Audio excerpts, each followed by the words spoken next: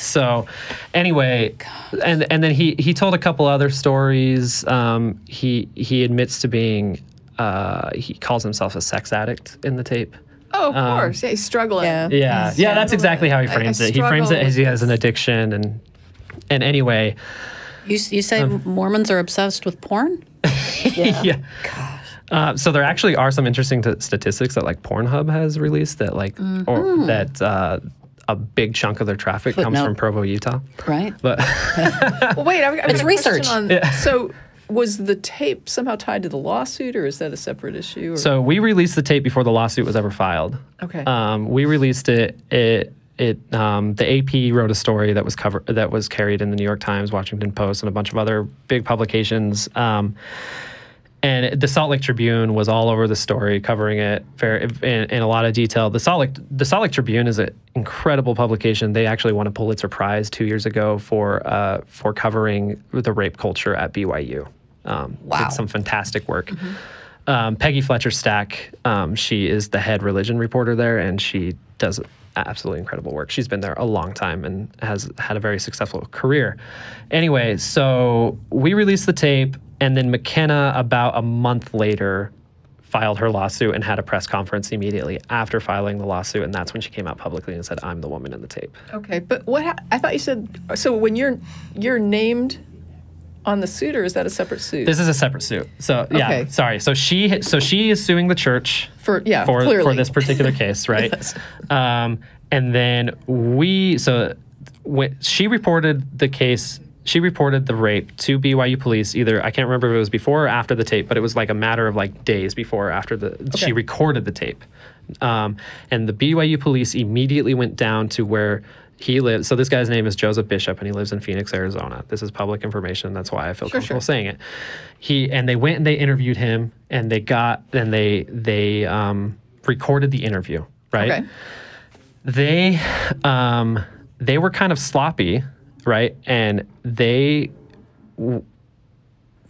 released two different versions of the police report of this that had different redactions, and one of the redactions that resulted in a total report. Not necessarily. So we got our hands on a redaction that said that they recorded the audio. Excuse me. The police report that they released to the media shortly after we released the tape had redacted that part that they had recorded the interview. Then we released our version saying, look, they've recorded this interview. We have now issued what's called a grandma request, which is Utah's open record law. We've issued a grandma request asking for this particular tape. Right. They came back. I was the one that filed the grandma request, which is why my name's on the suit. They came back. They, excuse me, they denied me. And then I appealed to the State Records Committee. We then had a hearing in front of the State Records Committee. The State Records Committee ruled in our favor.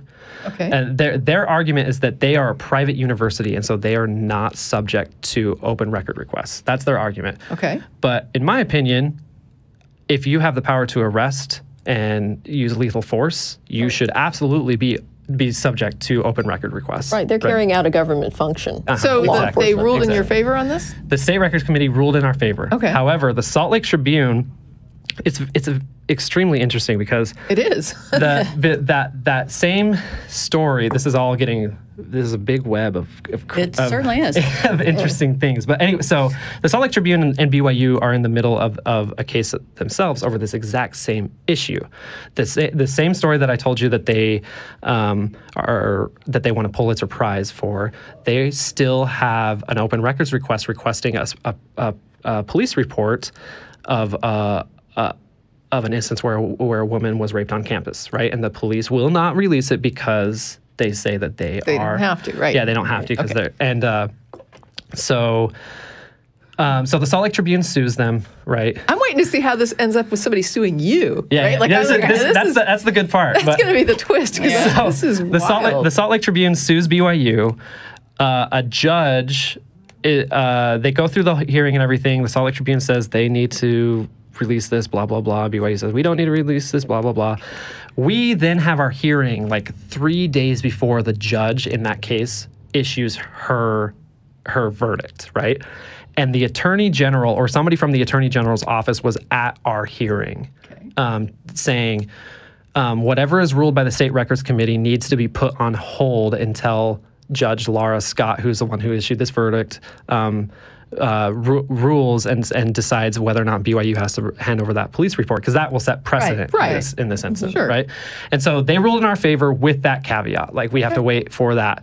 Like 2 or 3 days later, Judge Scott issues the verdict saying BYU absolutely does have to release it, right? Yes. Good. Right. And then I'm a little fuzzy on the timeline here. BYU ended up appealing to the state Supreme Court.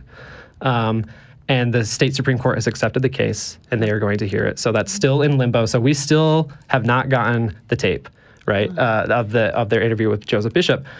Where they sue us here, they are suing us and the State Records Committee for ruling in our favor. Wow. That's laughable. They are basically trying to. They're basically asking the court to overturn the state records. Right, but the thing is, if the SCOTUS ruling comes down in their favor, then they might have some standing on this other suit. Yeah. To be clear, it's the state Supreme Court, not the Supreme Court of the U.S. Oh, it's the Utah okay. State Supreme Court. Yeah. Yeah. Sorry. No, that's good clarification. But yeah. So that and we actually entered we entered a stay with BYU that our case is put on hold until the state Supreme Court rules on there. So nothing is going to happen, and so we're probably not going to get this tape for a number of years until that happens. And who knows if they'll appeal again. So they're suing the body that ruled in your favor, and they're suing you basically for asking. Yeah. Yeah. Wow. Yeah, and so that is, that's a very good instance of separation of church and state. Like, while BYU police may receive the majority of their funding through the church, which, by the way, I've never seen any official data on that, where their funding comes from. Right, I'm sure it's out there. I've never looked, but anyway. Despite that fact, like I said, they have the power to arrest. They have the power to use lethal force. They are acting as a government entity in there. And they should be they should be subject to open records requests. Absolutely. End of story. So that's a hell of a story. It is. That was interesting. Yeah, it's to be honest with you, when we got the lawsuit, I was like, you got to be fucking kidding me. Like, you guys are so stupid. That seems like more of the religious culture you may not question. Yeah. And I mean, this is interesting too, because it's like you're saying, you get all these people that are, I mean, you're saying the mission here is transparency, and you're asking for a record, and you're saying, why shouldn't this be public? And they're fighting you on this. And you have to wonder how that looks to the average Mormon. Like, are there some people, like you said, it might not impact everyone, but there's going to be people on the fence that are just like, why would my church fight why would they hide releasing information that might help sexual assault victims, right? Which somebody actually tweeted that the other day, something along those lines, and I retweeted it saying, be careful, that's how I ended up leaving the church. Because that's exactly what it was. Like, I believed very strongly in government transparency, right? And then but then I never held that same standard to my religion. And then when I started to, that's when I realized that they had so much to hide. And that's why they weren't giving it to me. And therefore the church was not what I thought it was. And it is just such a scary mindset to go back to that thing from earlier. The person who sits there and just says, but this is what my church is doing, and so this is what I'm going to defend. And if you attack my church for it, then you're the bad guy, not the church for trying to make it difficult to get information out about sexual assault within their own ranks. Yeah.